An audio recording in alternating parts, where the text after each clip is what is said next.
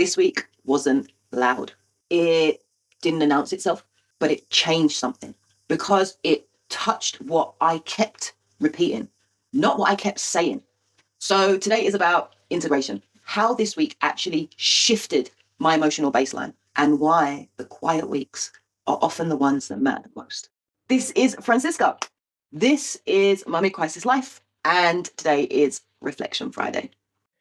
If your growth hasn't looked dramatic lately, that doesn't mean nothing's happening. Stay with me. This channel is about the quiet work that actually holds. So this week wasn't loud. It wasn't dramatic. It didn't come with a breakdown, a breakthrough, or a big shiny moment I could post with a caption and 3 fire emojis.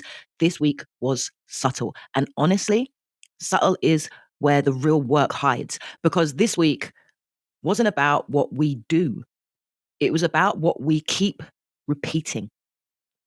On Sunday in Crisis Confessionals, I talked about something uncomfortable. How easy it is for healing to quietly turn into performance. How crisis can become an identity. How talking about the work can slowly replace actually doing it. Not because we're fake, but because validation is seductive and the nervous system loves familiar attention, even when it comes wrapped in struggle. Then on Monday, in Monday Mindset, we zoomed out. We looked at compounding, not money, not productivity, but emotion.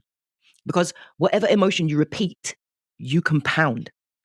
Pressure compounds, fear compounds, self-doubt compounds, but so does steadiness, so does safety, so does trust, which is why Thursday mattered. Because Chrysalis Tools wasn't about fixing the thought, it was about meeting it in the body. We didn't jump from the rooftop. We didn't force confidence. We descended out of exposure, out of performance, down into the root. Breath, weight, contact, presence. That's where compounding actually changes, not by thinking harder, but by stabilizing deeper. See, but here's the part people miss. Compounding doesn't care whether the emotion is loud or quiet. It only cares whether it's repeated. You don't need a big breakthrough to change your trajectory. You need a different emotional baseline, repeated often enough that your body starts to believe it. This week wasn't about forcing confidence. It was about removing pressure. It was about letting the nervous system experience, I am allowed to move without proving. I am allowed to pause without collapsing. I am allowed to reset without disappearing. That's not nothing. That's foundational. And that's why this reset didn't look dramatic. It looked quiet, private, unimpressive, which usually means it's real. So here's your Reflection Friday prompt. And I want you to answer it honestly, not aspirationally. So tell me, what emotion did I repeat most this week?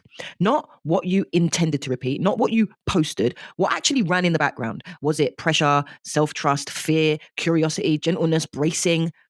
And then this, the more important question.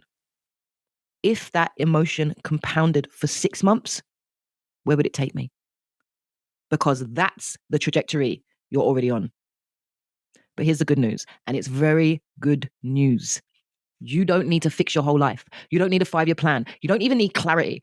You just need to be conscious about what you're emotionally rehearsing, because repetition is rehearsal and rehearsal becomes reality. So this week wasn't about becoming an example. It was about being one, quietly, without witnesses. That's how trajectories really change. And I'll see you next week. If this week helped you notice something real, subscribe. We'll keep building steadiness quietly, consistently, and without performance.